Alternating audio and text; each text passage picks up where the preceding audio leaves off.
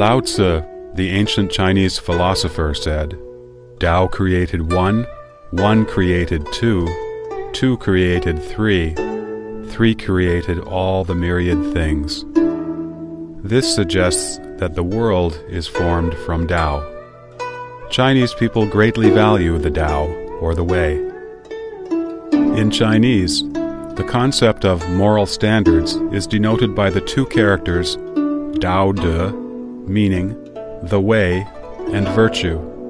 Any behavior not conforming to moral standards was said to not follow the principle of Tao.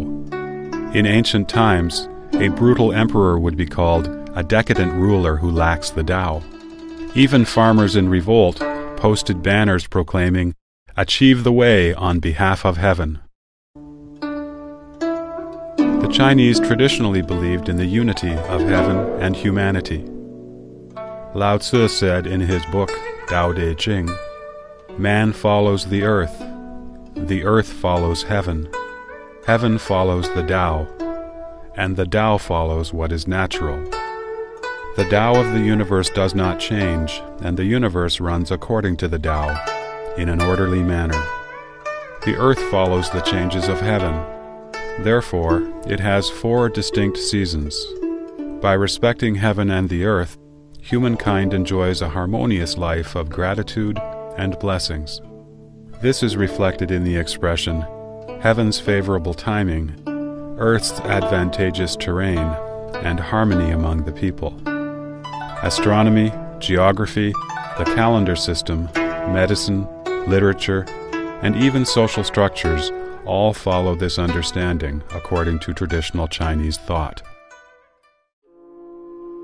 For over 5,000 years, profound insights offered by sages and philosophers about heaven, earth, and the universe have been passed down from generation to generation.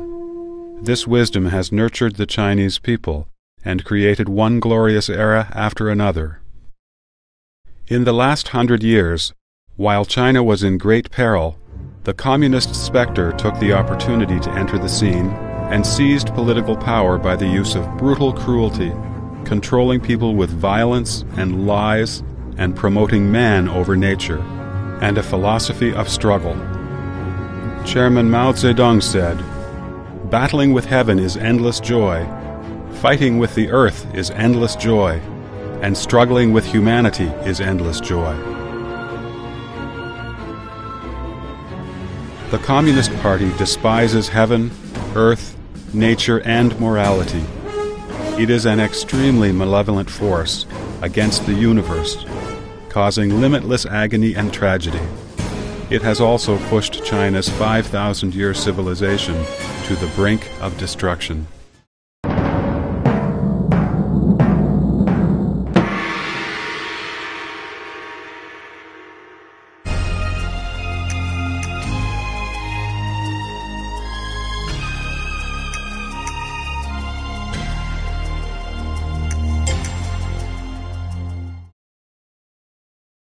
Chinese have been living by a moral standard based on benevolence, righteousness, propriety, wisdom, and faithfulness. Popular sayings included, "Men at birth are naturally good," and "The heart of compassion is possessed by all people alike."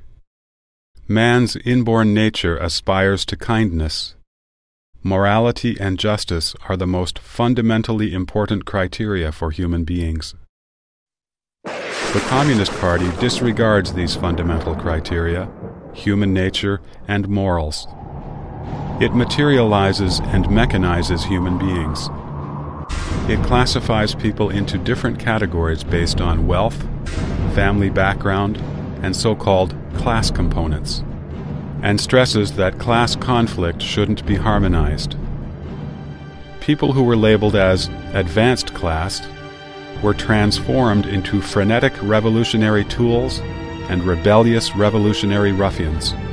Those labeled as reactionary class were, whether good or bad, cast deep into hell with no chance of being rehabilitated.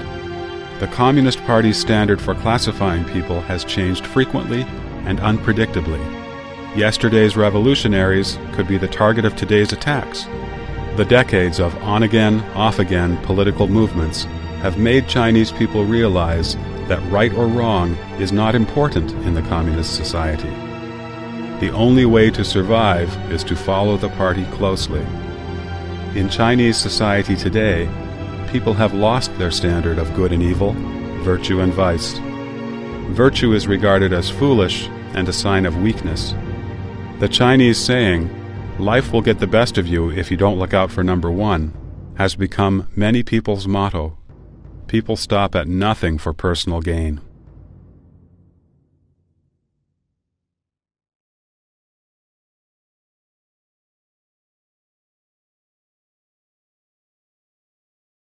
For the Communist Party, a human being is an animal or even a machine.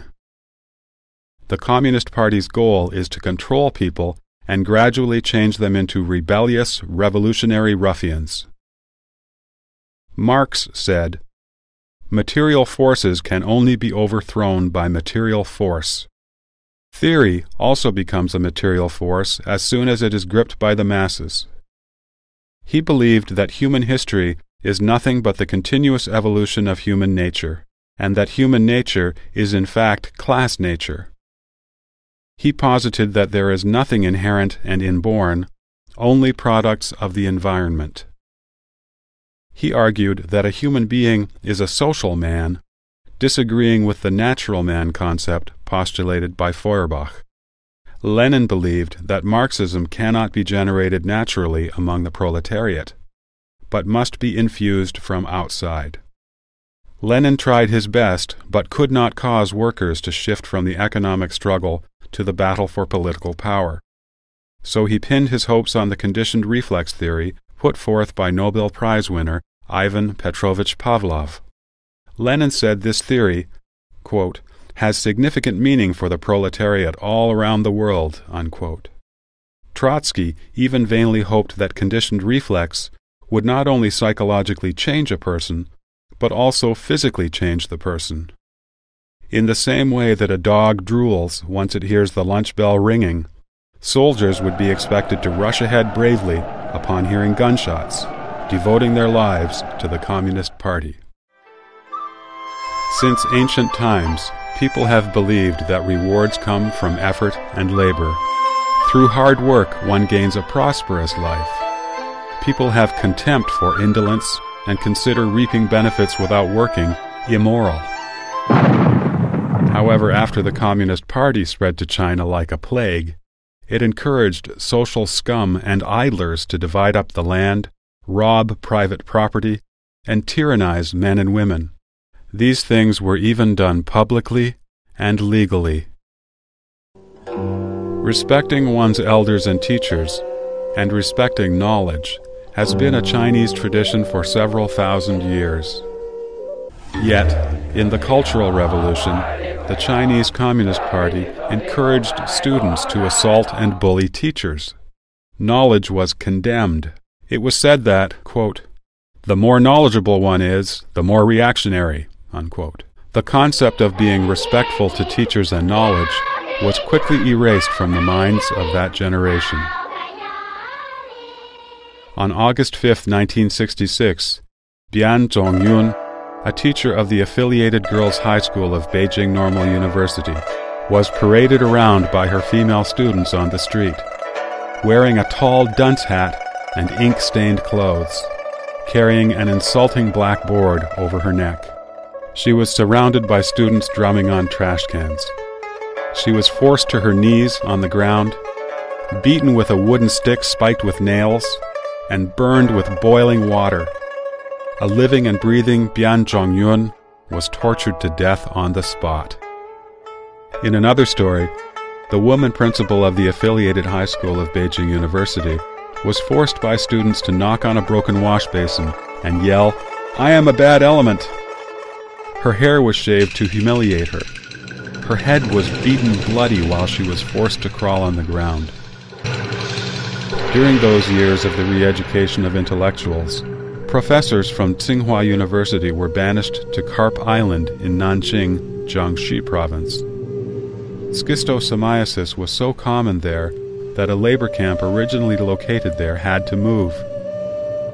Upon touching the river water, these professors were infected and developed cirrhosis, losing their ability to work and live.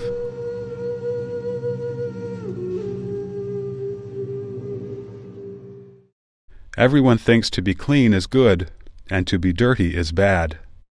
The Chinese Communist Party promotes getting mud all over the body and covering your hands with calluses, and celebrates your hands are dirty and your feet smeared with cow dung. People like this were considered to be the most revolutionary, and they could attend universities, join the party, be promoted, and become party leaders. Affection is a natural human emotion. Affection among husbands and wives, children, parents, friends, and in society is normal. Through incessant political campaigns over several decades, the Chinese Communist Party has forced people to fight with people. Under intense pressure and terror, it has been common for parents and children to report on each other, or husbands and wives to expose each other. Family relations were often renounced. The Communist Party suppresses human beings' virtuous nature. It promotes, encourages, and uses the evil side of humanity to strengthen its rule. The Communist Party has systematically destroyed universal moral standards in an attempt to demolish the concepts of good and evil and of honor and shame that have been maintained by humankind for thousands of years. The Communist Party crushed Chinese people's courage to speak the truth and turned Chinese people into spineless cowards. In the name of helping the Communist Party rectify itself, the anti-rightist movement in 1957 called upon intellectuals and the general public to make suggestions to the Communist Party. When people bravely and sincerely talked about what was really on their minds, they were accused of being anti-communist, labeled as rightist, and sent to forced labor for 1 or 2 decades. Their families were implicated. In 1969, a regular female Communist Party member, Zhang Zhixin, was thrown into jail for expressing a different view on the Cultural Revolution than the official one. Because she held on to her view, prison guards many times stripped off her clothes, handcuffed her hands behind her back, and threw her into prison cells filled with men, letting the prisoners gang rape her. She became insane in the end. Yet in spite of this, when she was about to be executed, the prison guards feared she would cry out in protest. They held her head down and sliced open her throat without any anesthetic.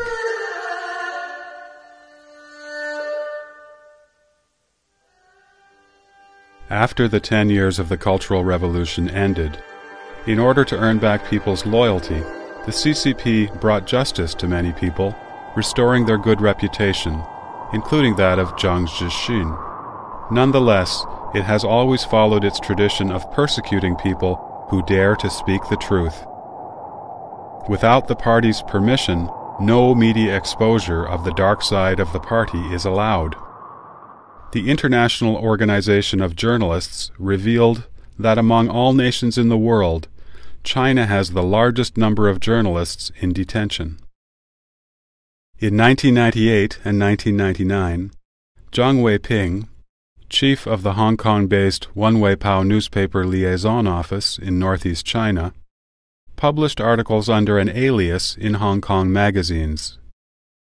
The articles exposed government corruption and criticized a high-ranking official, Bo Shilai. As a result, Zhang Weiping was secretly arrested and sentenced to a 6-year prison term, allegedly for leaking state secrets and inciting subversion of the state's political power. His wife was also detained because she tried to help her husband. When officials at different levels were handling his case, they were all aware of the injustice, but no one dared to openly discuss it. By persecuting a man who dared to speak the truth, the Communist Party again showed the Chinese people the consequences of defying the party's will and speaking the truth. One cruel lesson after another have made the Chinese people consider honesty and speaking the truth synonymous with danger and asking for trouble. Lies and counterfeit merchandise prevail from government to civilian organizations. Although people's material wealth has increased, the trust and care among them has diminished.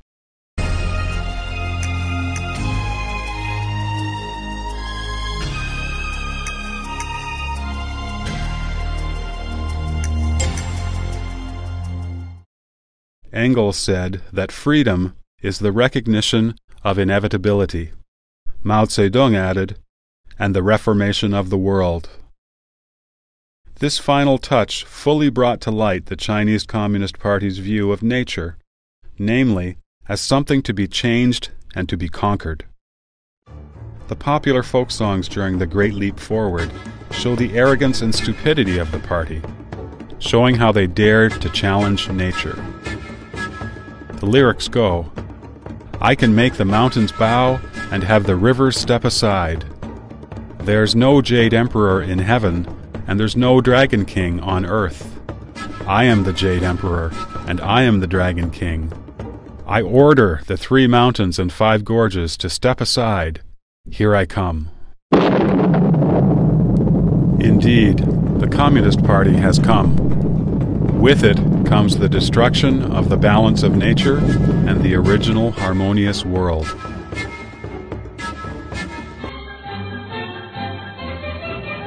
Under its agricultural policy of keeping grain as a key link, the Chinese Communist Party converted to farmland large areas of mountain slopes and grasslands that were unsuitable for farming, even filling rivers and lakes to make cropland. What was the result? The CCP claimed that the grain production in 1952 exceeded that of the nationalist period. The CCP did not reveal, however, that it wasn't until 1972 that the total grain production in China exceeded that of the peaceful Qianlong reign during the Qing dynasty. To this day, China's per capita grain production is far below that of the Qing dynasty, and is 1/3 of that of the Song dynasty, when agriculture was at its peak in Chinese history. The indiscriminate cutting of trees, leveling of rivers, and filling of lakes have caused drastic ecological deterioration in China.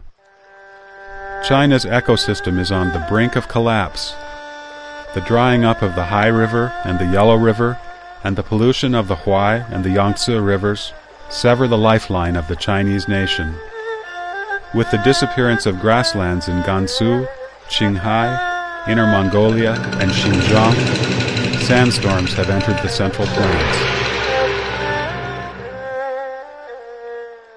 In the 1950s, under the guidance of Soviet experts, the CCP built the Sanmen-sha hydroelectric power station on the Yellow River. To this day, this power station has the generating capacity of only a medium-sized river, despite the fact that the Yellow River is the second largest river in China. To make matters worse, the project has also led to an accumulation of mud and sand in the river's upper reaches, and raised the height of the riverbed.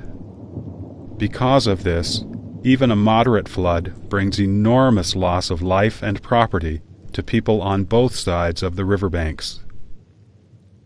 In the 2003 flood of the Wei River, the peak volume was 3,700 cubic meters per second, a level that might occur every 3 to 5 years. Yet, that flood caused a disaster unprecedented in the past 50 years.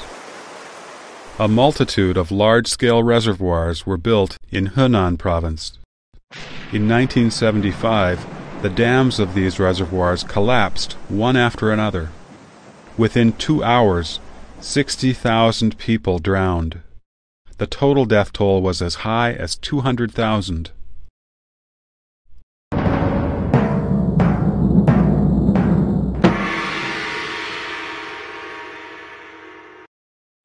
Today, the CCP continues wanton acts of destruction against the land of China.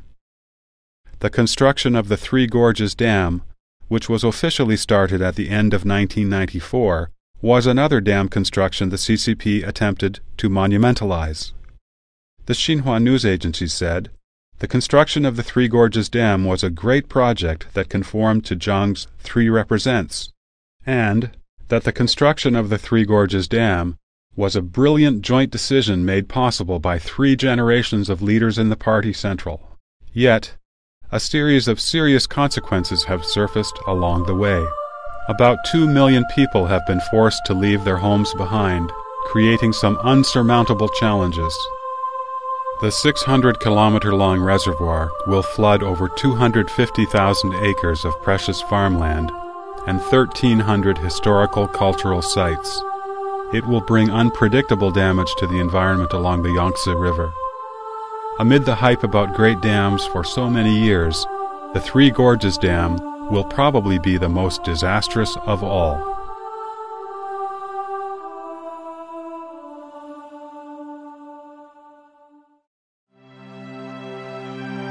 In the hexagrams, or bagua, of the Book of Changes, China's ancestors regarded heaven as Jian, or the creative, and revered it as the heavenly Tao. They considered the earth as Kun, or the receptive, and respected receptive virtues. The Book of Changes teaches us the proper attitude toward the heavenly Tao and earthly virtues: to follow heaven, abide by the earth, and respect nature.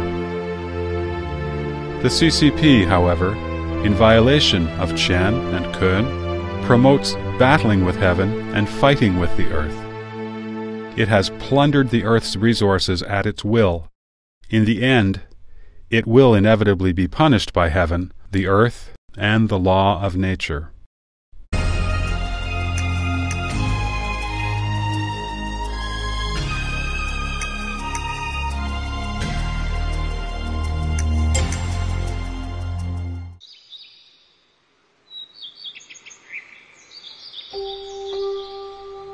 There is a Chinese saying which goes, "You do not know the true face of Mountain Lu, precisely because you are on the mountain." As little, tiny beings in the boundless, vast universe, mankind will never be able to understand the complete makeup of the universe. From Aristotle and Newton to Einstein, many believe in the existence of a prevailing law in the universe. Humanity has never stopped probing for the truth of the universe through various means. In addition to scientific exploration, religion, faith, and cultivation have always been approaches mankind has taken to uncover the mysteries of life and the universe. True scientists hold a very broad outlook of the universe and will not deny the unknown using the current limited science. Renowned scientist Newton, for example, in his seminal book, Principles of Mathematics, published in 1678, explained in detail the principles of mechanics, tidal formation, and planetary movement, and calculated the movements of the solar system. Newton, who was so eminently accomplished, said repeatedly that his book offered a mere description of surface phenomena, and that he did not dare to speak about the real meaning of the ultimate God in creating the universe. In the second edition of Principles of Mathematics, in expressing his faith, Newton wrote, "This most beautiful system of sun, planets, and comets could only proceed from the counsel and dominion of an intelligent and powerful being. As a blind man has no idea of colors, so we have no idea of the manner by which the all-wise God perceives and understands all things." The People's Daily newspaper published the following statements in an article entitled "Upholding Science and Destroying Superstition" on June 21, 1999. Our Communist Party's history is a history of upholding science and destroying superstition. Evidence has shown that Marxism's scientific world outlook is a powerful weapon of thought for us to defeat all enemies and all difficult obstacles. Based on this absurd understanding of the world, the Communist Party claims to be the embodiment of science and to represent the truth. It advocates things that conform to its narrow theory and calls everything outside of its own theories false science or superstition. Whether it is different thinking, a new aspect in the scientific field, or a religion with several thousand years of history, the Communist Party attacks, condemns, and censors it until it can no longer exist.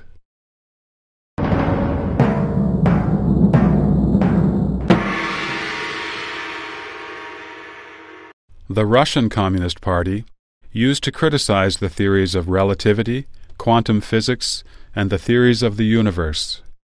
After it came to power in 1949, the Chinese Communist Party closely followed Russia and demolished any anti-Marxism or anti-Leninism theory.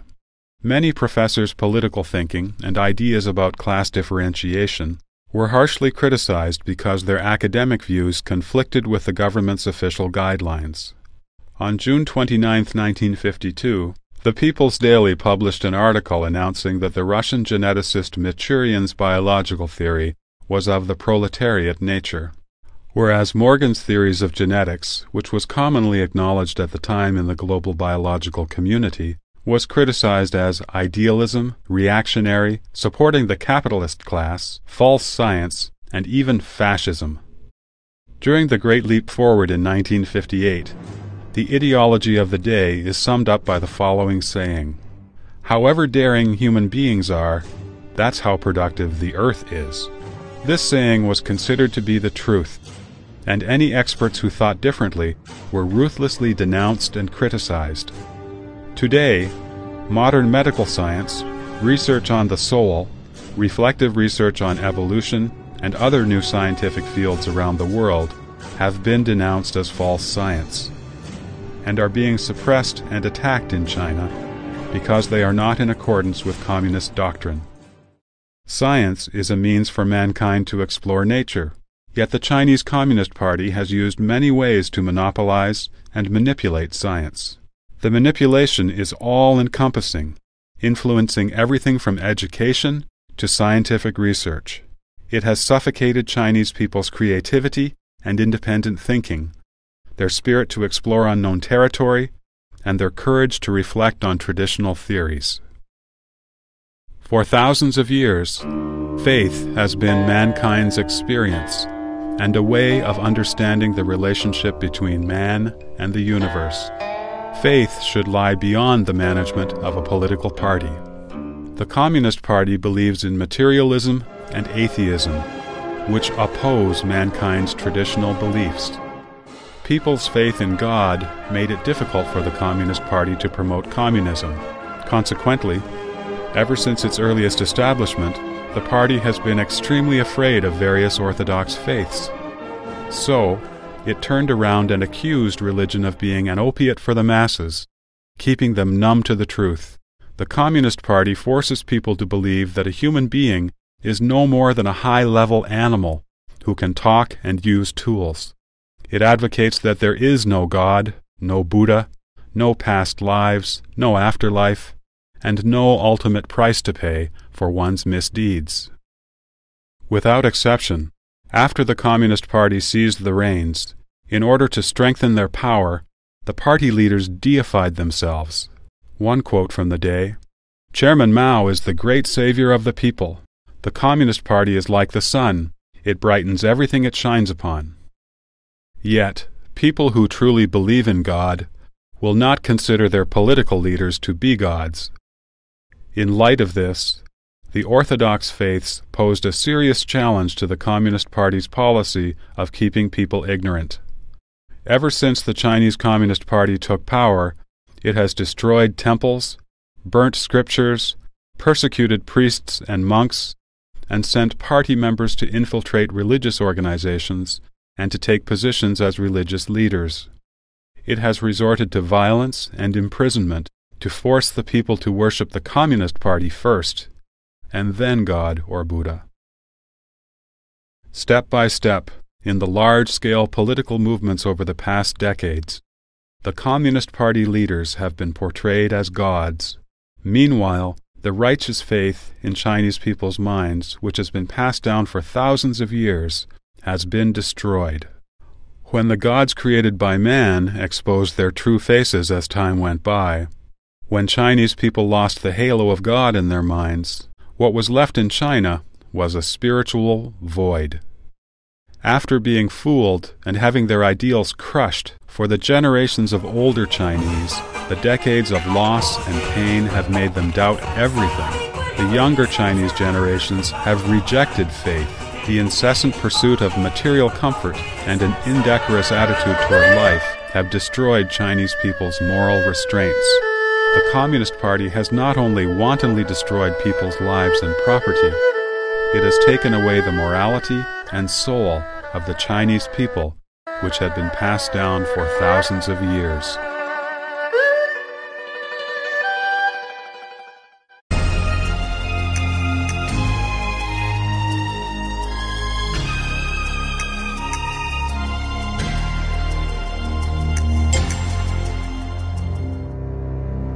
As an evil specter that opposes nature, heaven, earth, and humanity, the Communist Party has no righteousness. The repeated violence and lies that have followed the same pattern, the ever-changing stance and ever-changing interpretations, the wicked behavior of latching on to everything to drill into the bone and suck out the marrow, and the ferocious attempt to destroy the upright principles of heaven, earth, and the human world, all have been done for the sake of maintaining this wicked specter's life. The Communist Party makes itself an enemy of everything in the universe. Because of this, from the very beginning, it is doomed to be buffeted by one crisis after another, and is destined to be eliminated by the universe. As the first paragraph in the Communist Manifesto says, all the powers of old Europe have entered into a holy alliance to exorcise this specter. In China, the Communist Party has had the same experience. From the Mahe incident and the April 12th purge of the party, to being besieged 5 times in areas they controlled by the KMT, and eventually to being forced to retreat in the Long March, the CCP has always faced the crisis of its own elimination. One political movement after another, from when the CCP took power, to the so-called economic reforms which completely abandoned socialist theory, these are nothing but struggles made up by the Communist Party when it encountered life and death crisis over and over again. Today, communism has failed across the globe. Jiang Zemin, the former leader of the last major communist regime in the world, said to a correspondent of the Washington Post in March 2001, "When I was young, I thought the ideals of communism would be reached very quickly. But now I don't feel like this." At present, those who truly believe in communism are few and far between. The CCP clings desperately to its so-called communist theory, fooling itself and others, simply for the sake of maintaining the legality of its regime. The communist movement is destined to fail. Though the Chinese Communist Party has survived many crises by frequently changing its appearance and clinging to desperate contrivances, its inevitable doom is clear to the whole world. The vast universe carries with it the irrefutable will of heaven, which can also be called the will of the divine or the law and force of nature.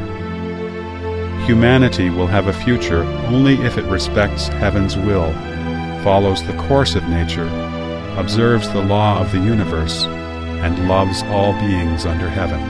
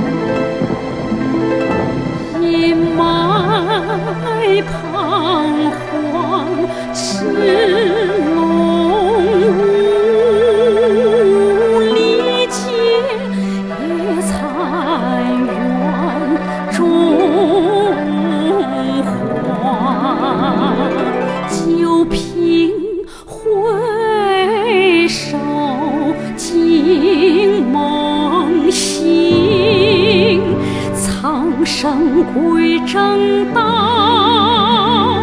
江山复清明，苍生归正